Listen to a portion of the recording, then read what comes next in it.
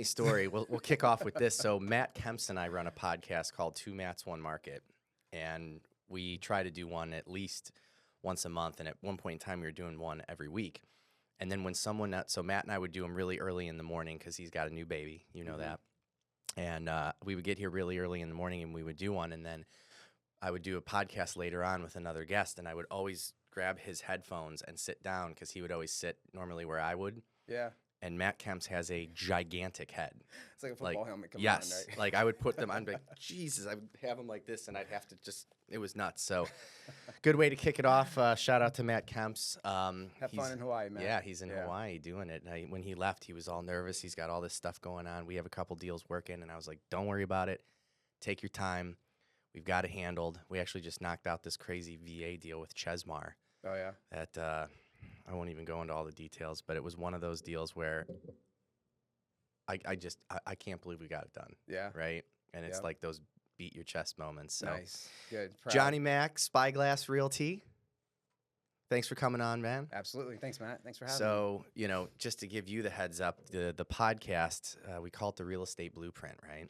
Mm-hmm. Designed to basically just kind of talk about current topics and everything along those lines, create some content for clients and then other real estate agents in the business. Johnny Mac being what would you call yourself? Productivity manager? Sales director. Sales director. You wear a lot of hats there. There's a lot to do when you run and you're growing a company. But my focus is the sales side of it. We've got our ops, we've got recruiting, we've got marketing. We've got everything in their pillars, if you will. So, as we've grown, the agents rely on us for a lot of things. So, I've grown from within the company, so I know everything within the company. So I kind of have to wear a lot of hats. But as we grow, we're isolating down our responsibilities so that we're not, too bogged down, and we can grow responsibly for our growth plan. Sure. So, talk more about that in regards to, you said you've been there for a while. I mean, what's the landscape of Johnny Mac and Spyglass? When did the love story begin? Yeah, gosh, and this was actually a little bit on my first podcast, though, and it goes back to my real estate start in California and people that I knew from networking. And when my wife and I knew we were going to move to Austin, looking for a brokerage in town, asked a couple friends who they knew running some brokerages, and got introduced to Ryan Rodenbeck at Spyglass Realty. There was about 11 or 12 agents at the time. And, there's a lot of things that real estate agents need to be successful. A lot of agents don't know what they need, or they don't know how to use the tools that are provided to them to be successful. Thankfully, I had several years experience coming into it. So when Ryan introduced me to everything that he offered at that time, which is amazing because at this time we offer so many things more, but it was everything that I needed. I knew just to plug in to real estate on my time and bring my ambition and my attitude to the table and just work. So, at that time there was technology, internet leads, all this stuff. There was a big boom happening, so I was able to learn a lot of the systems with tech. I never really worked with a CRM prior to that. I didn't need to. I was just working on paper and whatever, but, really embracing that. So, I was able to quickly be successful with working the leads and the business and the practices that Spyglass had at that time. And Ryan asked me to help train some other agents. Like, hey, we got a good thing going over here. We're generating some leads. We can generate more. We can close more. Can you help some other agents do this as well? So that was kind of the start of it. I started part-time helping agents just work the process when they talk to a customer and how to talk to them and how to get them through the process all the way to closing. And that multiplied a little bit over time.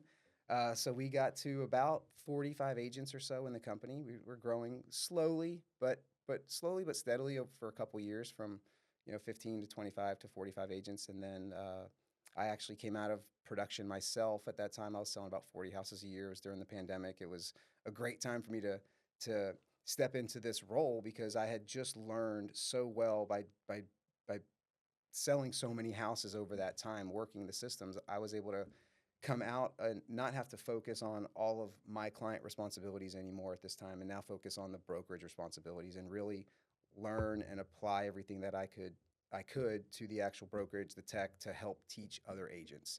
So now, we're just educating agents, training agents. So that's a lot of what I do now. Design the training platform, Realty Hack is our real estate education platform. Okay. For our agents. What made you decide to kind of take the step away from production and then go into management? Because from my experience, when I talk to agents, it seems like on the surface that like that's what you want. But then I watch a lot of agents get into management and then they kind of go, all right, I've decided that this isn't for me. So, this is just my observation that it takes a specific type of person to do what you do and be successful at it. Did you kind of have a calling for it, or did it just kind of fall into your lap, or maybe you're just good at it, but you hate it? I don't know. Yeah, it's funny because it was a hard, it was a risky decision for both of us, Ryan and I, to make a decision on what I was going to do. If I was going to come out of production, and because you could make a lot of money selling homes, you could also make a lot of money growing a really successful real estate brokerage. Yeah. And so when I got into real estate, I knew that there was endless possibilities to grow for income, revenue, retirement, everything, leave a legacy, versus having a 9 to 5 type of job where you're more complacent. So when the opportunity came up, and Ryan, we really had to kind of figure out what was going to work best. So for me, it was kind of a calling because I had been in the sales cycle, like just highly repetitive processes that actually works to generate the results.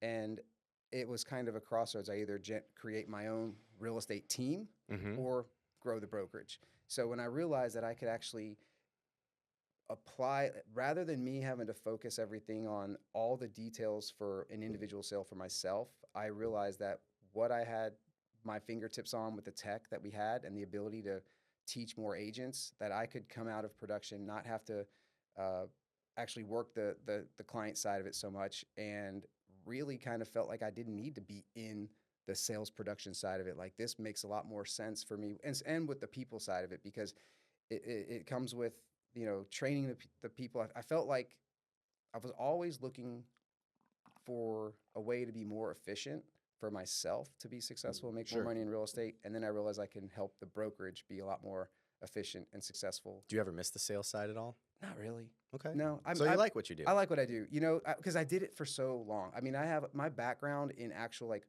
working with consumers, homeowners on presentations and contracts is through real estate and construction. I have several thousand contracts that I've written with people, not to mention the ones I didn't write, all the presentations prior to. I'm 10,000 presentations in. Gotcha. I'm like, I'm okay with not doing that anymore at that level. So now I can do a presentation, teach some agents on it, and it's going to multiply by 200 or 300, and they can go out there. And that's why, we went from selling 100 houses a year to almost 700 in 4 years. So that's awesome. That's what helped me, because, like, I can only do so much by myself. But now that I have the company, I realize there is a greater calling for me. There is a bigger calling. We can really build something big. It's not just about me anymore. I gotcha. Yeah. Well, and one of the things in real estate in general is when people get into it, and especially in this market where we've seen a lot of volatility, they're looking at brokerages, and let's face it, there's a million of them out there, right? And so it's always about what is one brokerage going to offer differently than another one. Having leadership is super important. So I guess my question becomes, we have a ton of agents that, kind of follow the podcast or at least watch the clips and everything along those lines. And I think it's no secret. I mean, part of your job is recruiting, right? I mean, you guys want talented agents to be a part of Spyglass. I mean, I don't think there's a hiring freeze at Spyglass right now, correct? No, not a hiring freeze. Right. So, what's kind of the, what here we got from the horse's mouth. I mean, what is it that Spyglass offers agents that you feel that other brokerages aren't, and what can you do for agents that might be either new and floundering, or even the ones that are super successful and looking to take it to the next level? Yeah, great question. It's a good thing I'm good at this, because I didn't get any prep ahead of time for these questions. Well, right? I would envision you get asked this question on a daily basis by agents that don't work for Spyglass, right? Right. Well, so, we have one characteristic that we are looking for when we are talking to a potential agent to join our company. And this is what we even tell our agents. We just want to recognize a good person. If you know a good person out there that we can talk to that might be a good fit for our company and fit within our mold, and our mission statement is to make good agents into great agents through the right training, culture, and support. So if they've got the right attitude Sure. and can join a team or a company and really plug in, that's who we're looking to ideally interview for a position as an agent with a company. Now, we do want to make sure that we are providing services. So, like what we provide agents is, basically what we want to make sure that we're providing agents is a destination brokerage, is a brokerage. So, regardless of where they're at in their experience now, whether it's 2 or 3 homes in their career or 100 or more, we had to there's competition in town, right? Of So we've course. got to compete with other brokerages that provide services. And we have been on a path, on a journey to bring services within our company that agents need to be more efficient and more productive with their business. So that's why I'm so excited about my role, and why I like doing what I do, is because I can and we can recognize what are things that agents need to be successful, and what can we do to implement that within our brokerages, Sure. within our brokers, to offer a full service brokerage. If there's anything that an agent needs, we want to make sure that we can provide that service for them, so it's as easy as possible for them to have whatever it is. It's a buyer services, listing services, photography, transaction, whatever it may be that they need. There's not even counting the technology and the programs, but the Right. training behind it as well. So there's so many programs we have, so much technology we have, so many services that we provide, and then we back it up with the training to teach our agents how to use it, how to utilize it, how to be efficient with it, through lots of trainings, time management. So basically, this is the path that we started on several years ago, when we knew that we could really build a healthy foundation for real estate agents to join our brokerage. Then we started to learn that what services are coming, and also technology and things change. Like, we may have one product that works really well, and then something changes, and we got to be really nimble and shift to figure out something else that's going to work well, because the industry changes all the time. Sure. We'll talk about some things changing here in a little while, right? So that's the thing. We're very nimble. We're very much on the forefront of what's coming. Ryan and I and our leadership, we actually speak at conferences too for some of the companies that we work with. So we're learning on a higher level, not just here in Austin, but on a national and a global level, as to what works well and how to implement that into our business. So we're looking at things, on a much larger scale, and applying them into our business, so that we're making sure everything we do is providing, again, a destination home for agents, so that they can plant here, learn how to grow, be efficient, and or run a team if they don't, because we have a lot of team structure set up now too. No, it's well said. I mean, I've been working with Spyglass now for almost a year. Almost a year. So I've gotten to take a look behind the curtain, and I mean, as an outsider, what I would say, to kind of touch on some of the things that you've mentioned, but to really just boil it down, culture. I mean, you guys aren't, Spyglass is not a place where old agents go to die, right? I won't name any brokerage names, but there's definitely a young, vibrant culture in Spyglass, which I think is very appealing, not only to the people who work there, but the people who are working with Spyglass, vendors like myself, lenders, I think even clients. There's people like to work with people who are go-getters, right? Not someone who's, on their way out of the business. So the culture at Spyglass, I think, is something that's very appealing. The one thing that I will say that I don't see a lot of brokerages doing that you guys are doing is you're willing to invest, right? There's no secret that we've seen volatility in the real estate market for, almost over 2.5 years now. And I've seen a lot of agencies that are, really batten down the hatches. It's like, go out and get the business, figure it out, where you guys are putting the money up, you're making the investments, you're making the decisions to hire on new people. There's expense to employees, even if they're 1099. Everybody knows that. And so seeing for lack of a better term, kind of youthful, young, go-getting company that, with a good culture that's willing to invest, I think that, in my opinion, should be, if you're an agent, one of the number one things that, I mean, if you don't see it, take a look and look at what other brokerages are doing.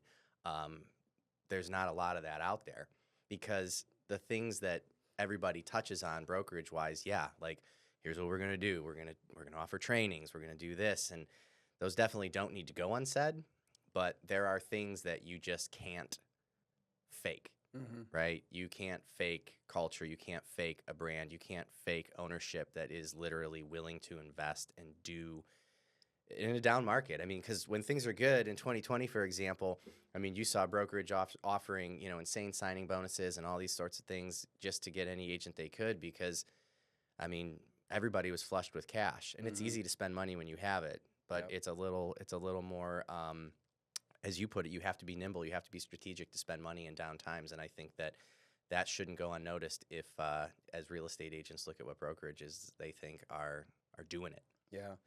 I think that speaks a lot to the spirit of the company and Ryan, when he started the company, he's very selfless. Everything, I would agree with it's that. not about him. His name's not on the company. It's Spyglass. It's what can Ryan and leadership do to help and support the team. And when we recognize things that are working well, we got to double down. Things aren't because there's going to be things that aren't working well, and we have to identify that. So it's also a way that we run our leadership meetings, and and the company is having a structure in place to make sure that we can identify whatever issues they may be, good or bad, discuss these things, and put solutions into place. And sometimes, and be courageous. And we've got to be right. We've got to be brave. Things come up all the time that are out of our control, and we've got to figure out how to handle it. And sometimes we've got to make decisions that, let's just go for it. Like, we don't exactly know what's going to happen next, but we got to take this step. We'll figure it out on the next step, right? Right. We didn't break much. Well, we've broken things along the way, but we fixed it. We get stronger, right? So that's the thing. And a lot and investing. Yeah, we just hired. We just yesterday in our meeting we announced 2 full-time staff new members: our business development manager and our relocation director.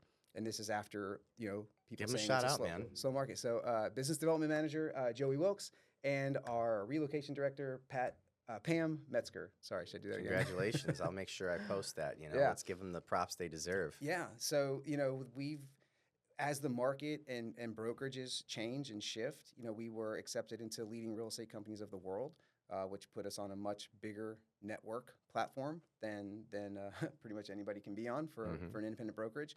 And that comes with investing in the company. Over the past several years, the market hasn't been scaling up. Right. But we've been investing more in the company, more in our people, more in our technology, more in our processes, so that we can continue to attract agents who want that type of brokerage. Yeah. So it's been kind of easy for us to we've had to really control, spending, but it's been a healthy growth over the last couple of years because of what we've been investing in. It's actually helped us, bring agents and bring more services to our clients. I got a tough question for you. Okay. So we've kind of covered the agents that you're looking for and everything along those lines. Outside of production, can you describe to me an agent that is not a good fit for Spyglass? Outside of saying, well, if you don't do any business, you're not closing deals. Yeah. What's outside of that is someone comes in, their production's solid, they interview with Spyglass, and maybe this has never happened, but what would be an example of someone you'd say, hey, listen, this isn't a good fit? So upon like a first interview, or yeah. So if I'm an agent, yeah, and I'm thinking about switching brokerages, and I watch this podcast, and I'm like, man, that Johnny Mac guy, he seems like he really knows what's up, and everyone's got such great things to say about Spyglass. You know what? I'm gonna sit down with Johnny and Ryan and kind of see what's going on. And we sit down, and I'm like, here's my production. You guys are like, hey, that looks like you're doing really well. Based on production, this is a good fit for Spyglass. And we start having a conversation about what you're about and what I'm about. And you're like, you know what? We think we're going to pass. Gotcha. What would be an example of a real estate agent that you would pass on? Yeah. Cool. Thanks for putting it like that. Gave me some time to think about it. Yeah, no worries. Told you it'd be a tough one. Yeah. Well, and you know what? I mean, this is something that we as a leadership team have really had to work through to figure out who's going to be a right fit for our team and for our culture. Yeah. And what it boils down to is our core values. And we have 4 very simple core values: be smart, do the right thing, be all in, and take action. Got it. So when we're having conversations with agents, we're trying to identify things about their business. It's not just about come talk to me because you want to join Spyglass Realty. That's great. A lot of people are going to want to join our company. And I'm not here to sell people on our company. I don't want to ever sell anybody on joining Spyglass Realty. That's not what it's about. they have to sell us as to why we are going to be able to help them Sure. grow their business. So if we'll, there's some questions that we'll ask about what's important to their business, what they're trying to accomplish. Maybe they have team members, are they trying to actually grow? Not that they have to do more production, but are they trying to contribute to the team? If they're going to attend trainings, is this an agent that's going to be coachable, whether they have one deal under their belt or 1,000? If we're doing trainings and we're teaching agents, is this someone that we're recognizing is going to have a steadfast type of attitude towards us and what we're training on? Or are they going to be amenable or coachable? Right. So people that aren't coachable, definitely not going to be good fits, because we're trying to look for people who are trying to improve and take advantage of what we have to offer. So if I'm hearing you, ultimately someone who comes in and says, look, I've got good production, I want to work with Spyglass, but I'm going to kind of stay off in the cut and do my own thing, and don't tell me what to do, and I won't be at your trainings, and I'm not trying to help anybody out if they ask any questions. We're going to be on our own little island. That might not be a good fit. Well, that's actually might be fine. Okay. I mean, the thing is, like, the beautiful thing is that when they onboard into the company, they're provided all of the tools that they need to be successful at Spyglass. Okay. So we would welcome someone that wants to join the brokerage, go through the onboarding, and sit on an island by themselves, as long as they have a healthy lifestyle. Sure. And they're not coming, because what happens is, and sometimes we've made this mistake, like, That's what I was going to ask. Let's do this. Give me a horror story. Let's do this. There has to be one. Right? And they come in like, well, I want to fast forward through some of these things through onboarding, and I don't want to do this or that. Okay, you're here. We like you. You do good production. Right. You support. You're smart in our meetings, and you're doing the right thing. And then time goes by, and 60 or 90 days goes by, and they're asking us all these questions about all the stuff that they missed along the way. They didn't pay attention. It's like, you were really sharp and great in interviewing and onboarding and everything, and now we're 90 days or several months in, and you really didn't pay attention to anything, and now you're draining our bandwidth on a day-to-day basis, because you're reaching out to everybody, having a lot of questions because you didn't really pay attention on the way. So those are things that we can try to coach, because there's a lot of distractions also, so I'll give credit. So we try to mitigate as many distractions that agents have along the way when they're onboarding, so they can have a good seamless experience and transition getting into the brokerage. Sure. And I try to really accentuate, like, what do you need to get some sales under your belt as you're transitioning. So, it's hard, because we want relationships are hard, man. They are, no matter what. And we want good people to come to talk to us, and we want to give opportunities, and we've built training platforms and mentorship platforms and coaching platforms that we can take anybody on. So, sometimes it's trial and error.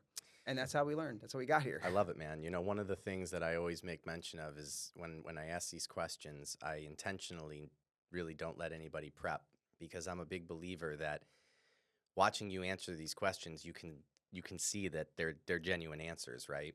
Because I've had people that have tried to prep, and it looks scripted. Yeah. Right. Yeah. And what's interesting to me when I do these edits and I watch other videos that other people are doing, you can smell it from a mile away, whether someone's prepped or not. Yeah. And when it comes across genuine, man, I promise, people see it, and it's great. Cool. I mean, your answers are your answers, because you didn't have, you didn't prep them. So I know for a minute you were like, I didn't think it's that's what we want, man. That's what everybody wants. And telling you oh, give us the horror story. Another thing about doing this. So this episode right now is close to 120. So we started this podcast right after the 4th of July in 2023, and I've got to be between 110 and 120 right now. Yeah. And watching what clips well, it's always the horror stories. Yeah. It's kind of a shame, but it's funny. That's funny. So when it's tell me the horror story about something that happened. That's why I was asking who's not a good fit.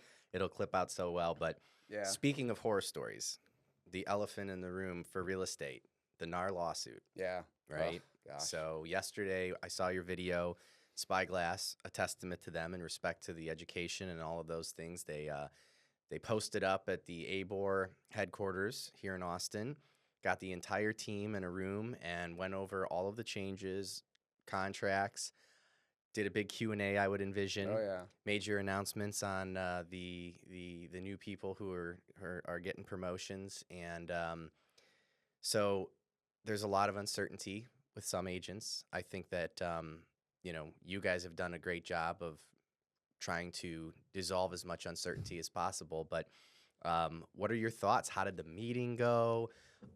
Did you guys get questions that you didn't think were going to happen? Like, give me the notes of Yeah. the yesterday's meeting. Yeah.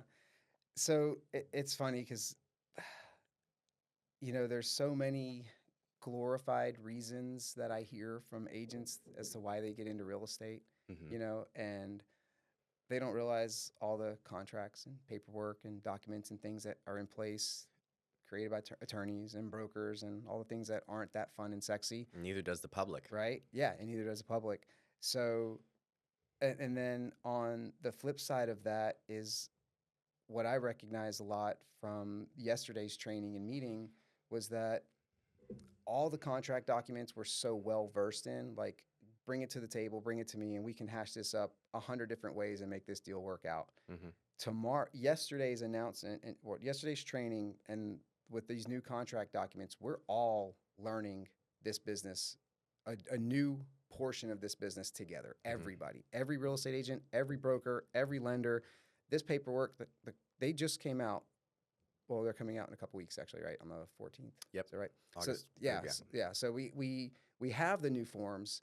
So we did a whole mock-up of all the forms, and we have our separate addendums that help explain what the forms mean. Sure. So that as like agent to agent communication. So what we realize is going to be most important here is communication between agents, because there's going to be a handful of agents that are attending trainings, that are going to these type of events and learning what's coming next. And let's face it, we're not all going to know exactly what to do the first time we're writing an offer with all this new stuff. So we're going to keep doing trainings on this.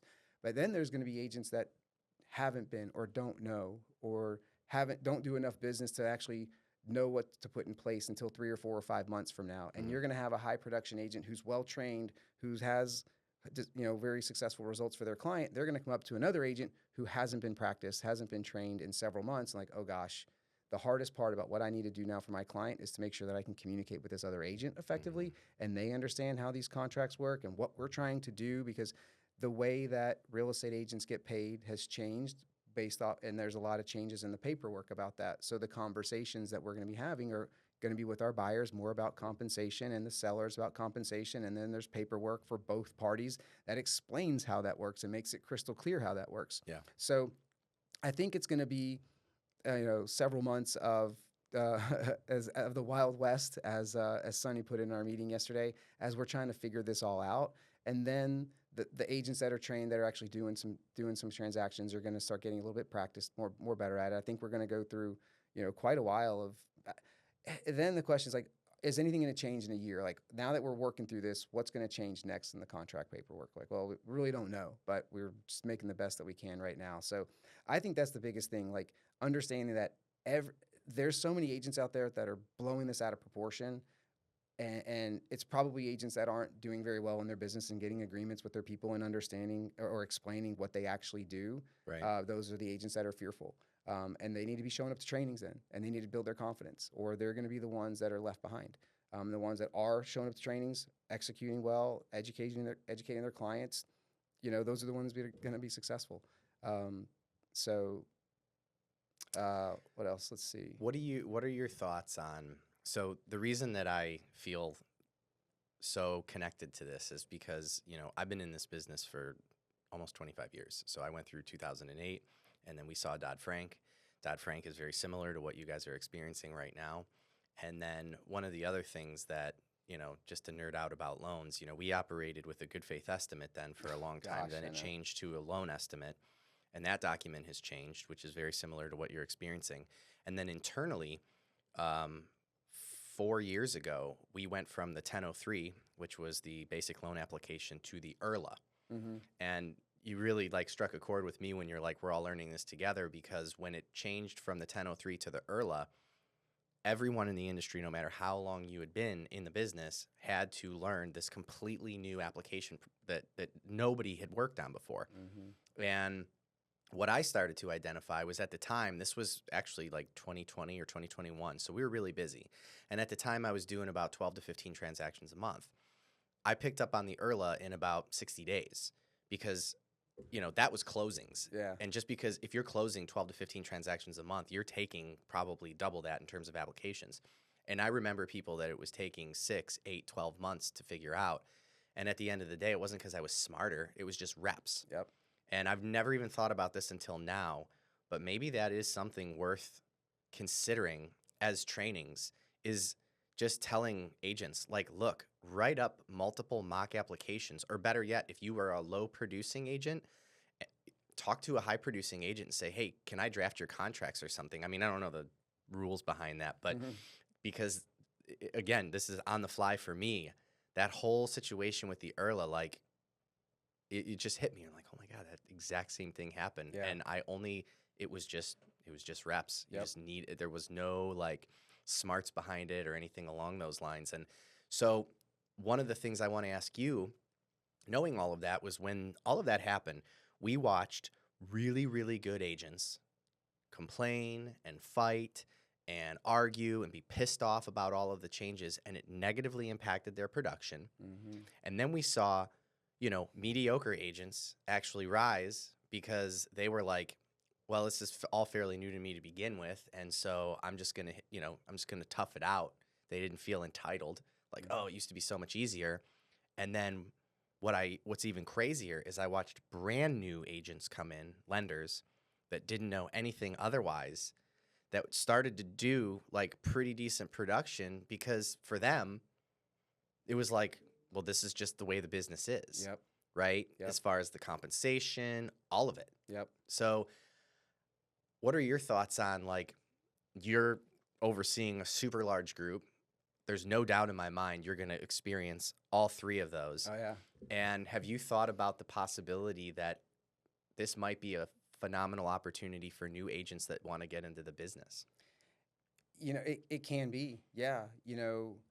When you were saying that, what I was thinking about is it comes down to, I lost my thought for a second. It'll come back to me. Yeah. So I think what it really comes down to is mindset and and managing emotions. Okay. Because I feel like it's agents' emotions that's lashing out with whatever their challenges are, and that's demonstrating fear. They're like, well, I'm fearful of these changes. I'm emotional. They're in production. They're doing well. They don't want these changes, and it's because I see this, and you see this too. Oh yeah. Like, it's not about the money. There could be $150 type of number in a transaction that people are trying to figure out, but someone's upset about it, and the emotions at that point is what's going to derail someone's thought process. So I think that's a lot of it, like controlling emotions and mindset. So us keeping a confident mindset as to what we're doing and where we're going helps minimize people's emotions of being upset or fearful of what we're going to do, because we're instilling confidence that we're training on the paperwork, we're doing all these things. So I think now if an agent is going to get into the business, they're learning the new stuff at the same time that we are. Right. That's my point. It's kind of an opportunity. Yeah, and they're not clouded with all of this extra stuff that we are changing. So they have a whole new fresh look on things. And I think, and it's also, it's not easy to get into real estate, but like if someone has the ability to learn, be coachable, and talk their value, and can be a salesperson and actually convert people into business, I think there is an opportunity here. Yeah. So I have I partner quite a bit in regards to doing events and everything along those lines with Amy Goldberg from Seamless Contracts. Do you know who that is? Yeah. She's great. I love her. And this, again, just hit me on the fly. Do you think that the need for like transaction coordinators is going to go up now, that maybe some of these seasoned agents that, they've been doing it, let's say 5, 7, 10 years, and they're like, you know what? I make enough money and it was easy for me now, but instead of me dealing with these changes, I'm going to hire a TCA now to just deal with all of these contract changes. Do you think that we're going to see an influx in the business in respect to that? I think we should, and honestly, I think agents should be working with transaction coordinators more and more. I can go through a lesson as to how to show you time versus money and how to make you more money in the time that you're doing your administrative work, pay your TC $500. I'll show you how to make several $1,000s in the couple hours of time that you're paying your TC $500. So I absolutely think there's that. Why do you think agents outside of the money veer away from it? Control? You know, well, I think control, but training, Okay. or they haven't had the Band-Aid ripped off. You know, I'm on vacation for a while, or I'm out of town, or I'm hurt or injured or something, and I can't tend to my business properly. Now I'm forced to delegate it to somebody. Oh, that was a nice delegation. So I'm constantly having to train agents on how to delegate. Like, why you're going to work with a transaction coordinator here? It's 7:00 at night. There's something else you could be doing than plugging in stuff into the computer. Someone else can be doing that. I have a theory. They just don't maybe not know enough. Wow. I think that, so we run into this in the lending space, and I think that it's very similar in your space, where I think that there is a difference. The only difference between a transaction coordinator and a real estate agent is one thing, and that is the ability to generate business. Because I know transaction coordinators that, from a clerical side of things, are light years better than real estate agents. Oh, yeah. Right? So the real estate agents that can't generate new business should just be transaction coordinators, but that's not sexy. And I think that there are a lot of real estate agents out there that are lying to themselves that they're not real estate agents, they're transaction coordinators. Yeah. What they really want to do is they really want to dot the T, or you cross the T's, dot the I's, make sure the contract runs smooth, do all of the things once the deal's teed up. Hell, they'll even go back and get amendments. They'd even maybe renegotiate. But what they don't want to do is pick up the phone or go to the networking meeting or, you know, tell people what it is that they do and generate that new business because, you know, that's cringy, right? Yeah. It's like, well, I'm here to tell you, as a real estate agent, if you're going to be successful, whether you want to admit it or not, like, look in the mirror and say, I sell homes. Yep. I sell homes. Yep. Right? Like, you're right. I think that so early on, I'm glad I was able to make the distinction between being a glorified customer service rep, maybe Right. transaction coordinator, versus an actual salesperson. And over time, I recognized along the way there are definitely things that I'm doing that are administrative, that is not on the sales side, that is not generating business, and it's not generating income. And that's one of the reasons I like what I do now, is because I can help agents understand that and put that into context for their day to day as well.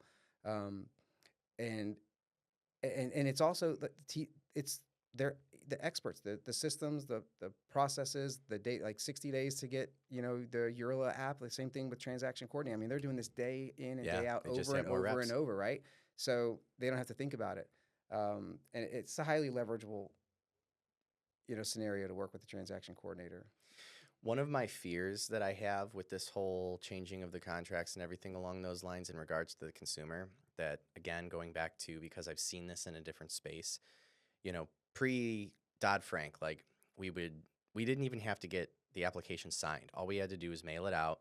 We would do all of the things, and the complaint from the client, which, again, I was there, it was, oh, now I'm at closing, I'm fine, I haven't seen anything, or I didn't know what my loan was going to be, but now I'm at closing, I just have to sign this, right? So what they basically did was they created all of these new documents, which is similar to what they're doing right now, and they inundated the buyer with so much paperwork that now they don't read it, right? And I'm fearful that, you know, these attorneys that are not real estate agents, that don't operate in this space, are putting together all of these legal documents with the intention of educating the buyer, but it becomes like, you know, information overload. And you're like, okay, yep, next document. Here's a document that explains what this document is. And all of a sudden, just like, you know, every piece of terms and conditions that I sign when I download an app, like, who reads that shit, right? Yeah. And I'm fearful that that's what's going to happen with real estate. And it's just going to be, nothing's going to change, because now the consumer is going to say, yeah, I know they gave me like 900 documents, but who reads all of that, Yep. right? Yeah. And I don't think as much is going to change as everybody thinks. And I guess I'd like to get your take on it. I mean, there's so many things that are changing, but if you could boil it down, what do you think the biggest difference is going to come of this? Or is there not really going to be any difference? So the intentions behind the the settlement, the lawsuit, and the documents is to make everything more transparent on compensation, Sure. on how buyers, agents get paid, and Yeah. where that money comes from, and everything. And there's new documents out, new contracts out, but they don't explain to the consumer how it breaks down. Like, sure, you could get paid like this or like that, but then you've got to have the agent or that, and that's why we actually have other documents that we had created that help us on an agent to agent level, plus for compliance, because my fear would also be paperwork overload. What is all this stuff? But this specific type of scenario is going to be very important, and this is one of the biggest changes, is because real estate agents have not been forced to have this conversation with their buyers and their sellers, and now we are. And we, for compliance, have to have this document signed that literally says thousands of dollars on there. Sure. And they're going to have to sign it, and that's even like after the contract and paper. So it's not like everything is signed up front. Like there's a lot of things that are signed up front, but after negotiating, percentages and dollar amounts may change. And now it's like, okay, that never mattered in the past. Yeah. It did matter. There was always a certain amount of money that an agent was going to get paid, and that's because it was displayed on the MLS, and that was contractually obligated. That's what you were going to get paid, was ever on the MLS. That's going to be gone. There is no dollar amount. There's nothing there on the MLS that's going to say what an agent gets paid. So they're going to have that conversation. So that's the biggest difference, is having the conversation and people understanding where it's going to come from. So it's a good thing to have this extra paperwork, documents to back everything up. I think that there's enough weight on it that people are going to have to read them. I mean, as agents, we're going to have to make them read. Like, your money is right here. You're going to have to pay this or that. Can you imagine if you went to the grocery store and you bought like a box of cereal, and on the box of cereal there was a disclaimer that outlined the compensation for every business that was associated with getting that box of cereal to the grocery store? Right. What other business requires that? So it's like, here's how much the shipping was to get it to H-E-B. Here's how much H-E-B is making in terms of a profit. Here's how much the farmer that grew the corn, here's what we ordered in regards to sugar. Here's how much we put in for the plant. Here's all of this. Like, is it necessary to break down the profitability on any product that is produced? Do we really need to know who is making what? Or do we just go to the grocery store and say, box of cereal, $5? That's it. I know. It's like, what other business does that? So that's one thing that's like super interesting to me. And then here's the one thing, and I am so glad you're on the podcast for this, because being in the space that you're in, you have control over this. So when we saw Dodd-Frank come into play, it was when loan officers were no longer allowed to charge like random amounts in terms of yield spread or sales release premium, right? And what we ended up seeing was we watched margins shift. That's all it was, right? Profitability went away from points and it just went into origination and all of this other stuff. But margin overall reduced because companies were stepping in and they were doing deals for less money to gain market share, right? Because there was disruption in the business. And I'm curious if you've thought about this, because again, you are the one that has kind of the ability to manipulate this, or at least control it. Are you fearful that your industry in general, not Spyglass, but real estate in the United States, is going to become less profitable because you're going to do it to yourself as an industry, because you're going to have agents out there that are now going to do, because one thing I will say about real estate is that y'all have done a phenomenal job of basically explaining to the marketplace, look, this is what our compensation is. This is what we charge. Take it or leave it. And you guys have like stood together on that, you know, competing brokerages across the country.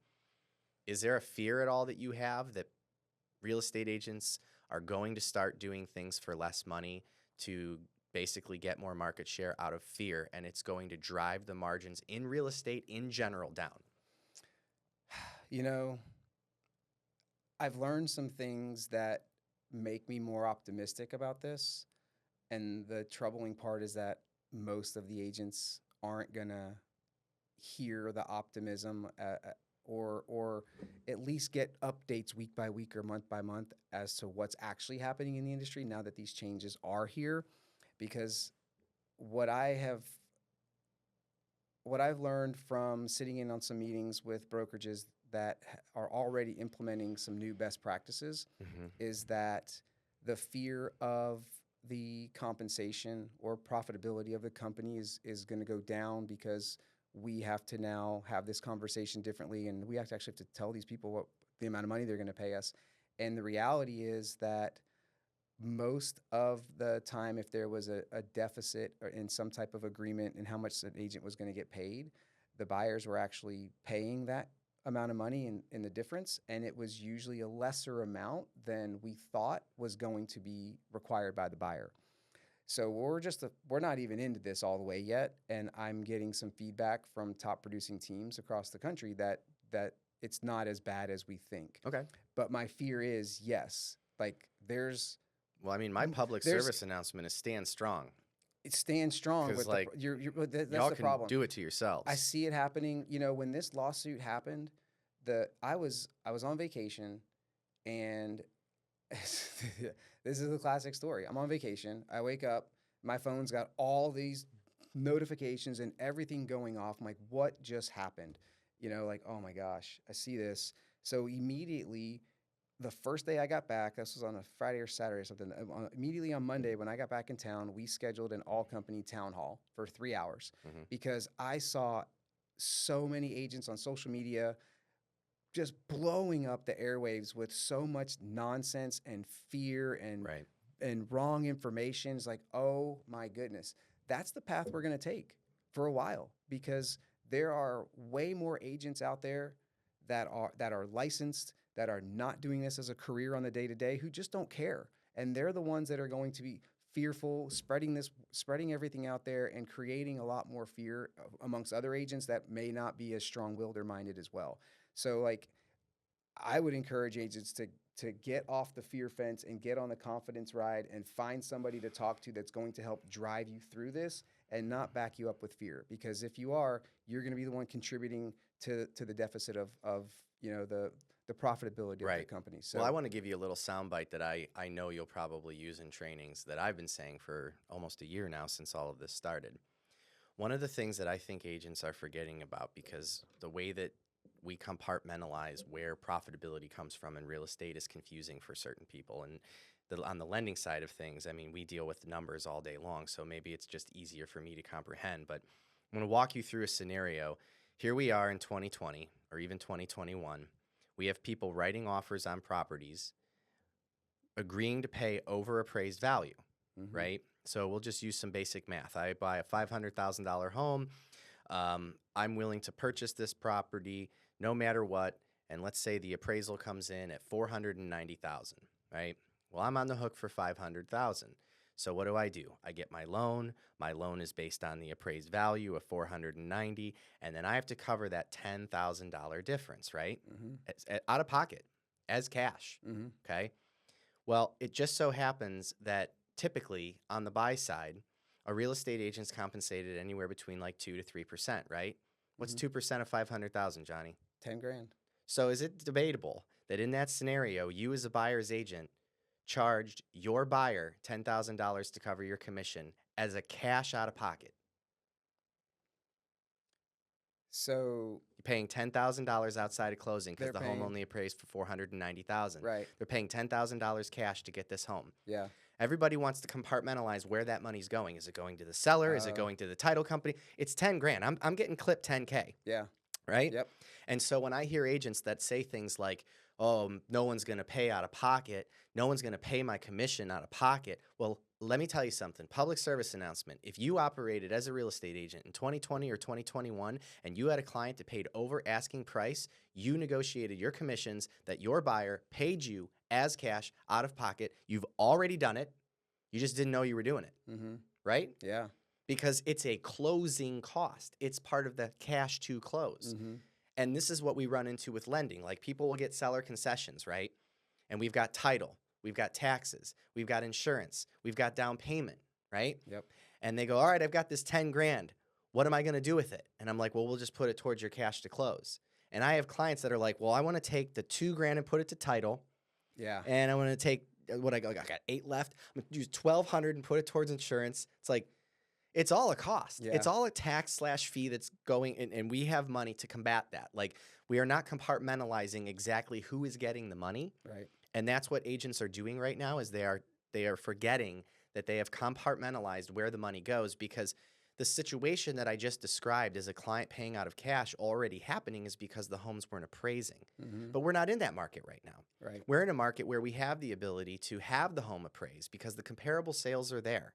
And so at the end of the day, if you can have a conversation with the listing agent and explain that the seller is going to net X amount of dollars, you can go ahead and bake in any sort of commission that you see fit. And what I encourage you to do, which is what we do as lenders, there's a difference between saying, this is what we're going to charge you in terms of cash to closing, or saying that this is no money out of pocket.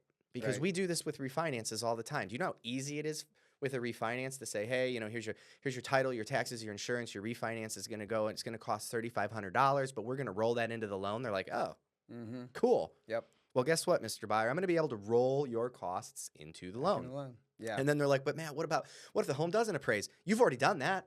Yeah. You've already done it. You did it for 2 years. Yep. You did it for 2 years. Yeah. And so it's mindset. Yep. I So you can steal that and use that in your next training. I will. Yeah. And it brings me to a thought, and I've said this to some of the agents there's so many new pieces of information, or you talk to someone else that has another perspective, and it's like, wow, you know what, that's a good idea. We don't know exactly how everything's going to play out yet, so maybe everything's a good idea, right? Sure. But what I told the agents in one of the trainings was like, where does the money come from in the first place? The bank. The buyer. The bank. The bank. Yeah, the bank. Right. Right. It's the buyer. I mean, the seller is selling their home, and they have equity in their home, Right. sure, but equity is like funny money. It's future money. I call it monopoly money. Yeah, it's like monopoly money until you actually cash Sell. out. Right. Until you actually sell. So when you sell, now you're negotiating with a buyer, Mm-hmm. and when you decide to sell, there's not a compensation or anything factored into your thoughts on selling. You're trying to figure out how are you going to sell for the most amount of money, right? And that money comes from the buyer. Right. So in the past, whether it was the buyer's, the commission was rolled into the loan because it was all just one cost, or the buyer paid cash for over appraisal value or whatever it may be, or it was an all cash offer Mm-hmm. with a commission. The buyer was still always paying the commission, regardless. It was coming out of maybe the seller's equity or the net, but that was, Right. that's just the cost of. That's just what it takes to get the home. That's market value, whatever it is, whatever that agent's going to cost for compensation is going to come from the buyer anyway. So it'd be interesting to see what happens with sellers' mindset on their home prices, because that was a big thing with media. Is like, oh, they don't have to pay real estate fees and things like that. Home values are going to go up because of this. Like, home values aren't going to go up because of this, Well, and again, it just comes down to what is your seller going to net, Yeah. right? And I'll tell you, I have some fears, and I'd like to get your take on this. Do you have any concerns about buyers going directly to listing agents and then having bad experiences, and that's like the next lawsuit? Oh yeah. Yeah. There's so much overlapping responsibilities that an unrepresented buyer doesn't understand, that the listing agent has to tread lightly on. And Mhm. we have to, there's new documents to cover that too. Right. But that's the thing. Those people who think that they're getting the right deal or having the right experience by working with that agent because they don't know any different. And then they come to find out later. I feel like an unrepresented buyer is nothing more than an earnest money cash grab. Yeah, could be. Think about it. Yeah. I mean, now I'm putting this is the devil on my shoulder, right? I'm listing a home. A guy comes to me unrepresented. He's like, yeah, I know he's going to blow the closing date. I know he's going to blow the closing date.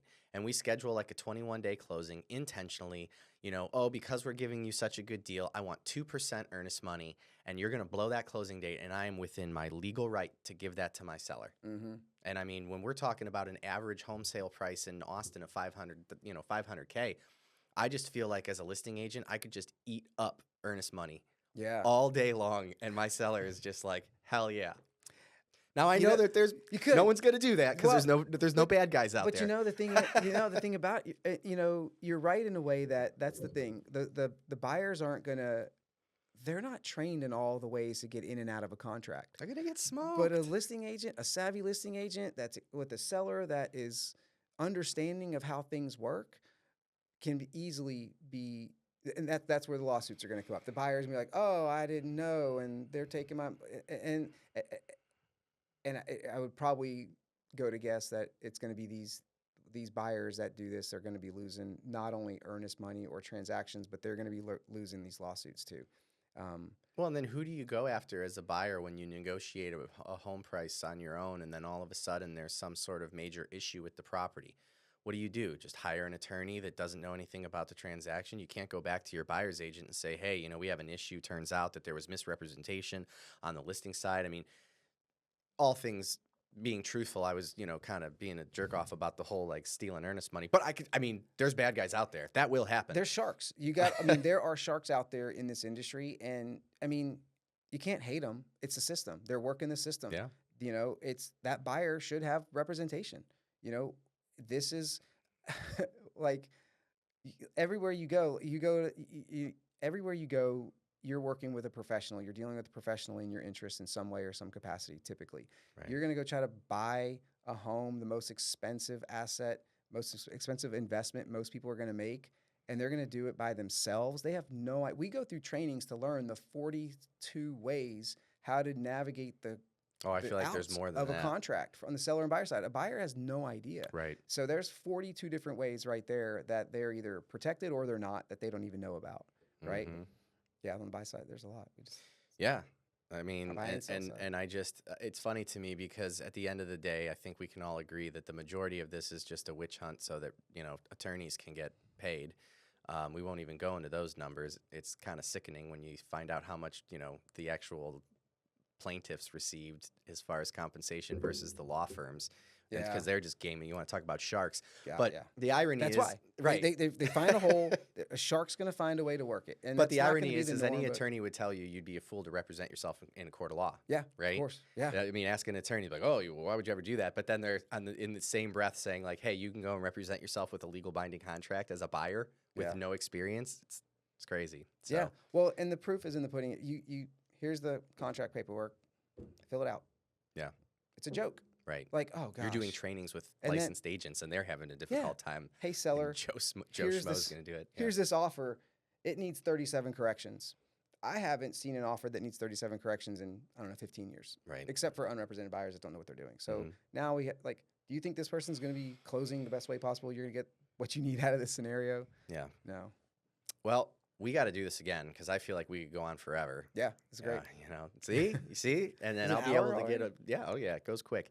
I'll be able to get a bunch of clips. I appreciate you coming through, man. Yeah. I should have this out very shortly. And like I said, there will be more topics coming up. I have a feeling, here's one that I'm going to clip out today. So Bureau of Labor Statistics, we were really watching that stat because we've basically watched interest rates reduce for the last almost 2 weeks now. The jobs reports have been coming out negatively because what's bad for the economy is good for interest rates. And the last one we were waiting on was today, which was BLS, the Bureau of Labor Statistics. It was terrible, which was good for us. Yeah. So I tracked it today, and we have not seen interest rates at a level that they are today since May 16th of 2023.